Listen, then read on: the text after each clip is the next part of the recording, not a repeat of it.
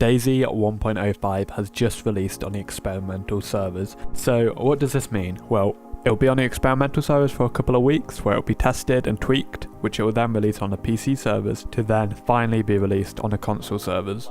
Like all updates, we've seen an introduction of some new weaponry. This update we've received the Glock 91, the MK11 and the KAS-74U.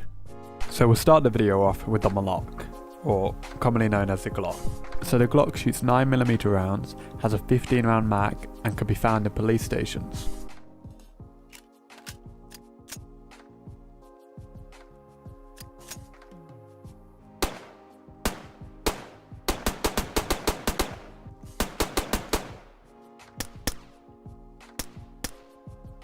So the next weapon added is an AK, basically a smaller version of the AK we received last patch.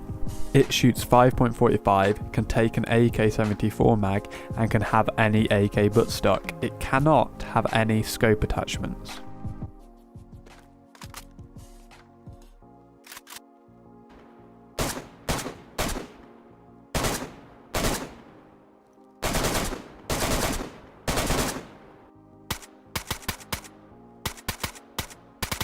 So the final weapon added this patch is the MK11, basically the Amphibia S from the previous patches. The great thing about this pistol is it's completely silent, you don't need to find a suppressor. On the downside, it doesn't deal any damage or hardly any damage, it's pretty much useless, but it's great for taking out zombies. It shoots the new .22 caliber rounds, which will most probably be found in the civilian spawns.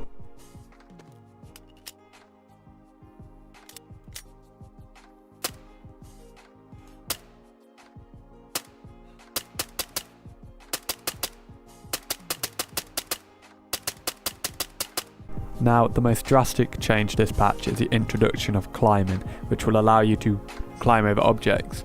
You can climb up to anything which is 2.3 meters high, with the exception of base fences, gates and watchtowers.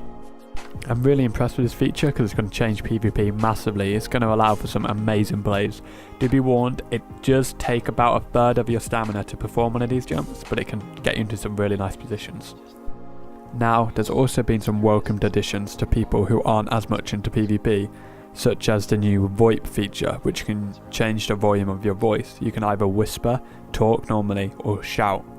Now, do be warned, infected will now be attracted by talking players.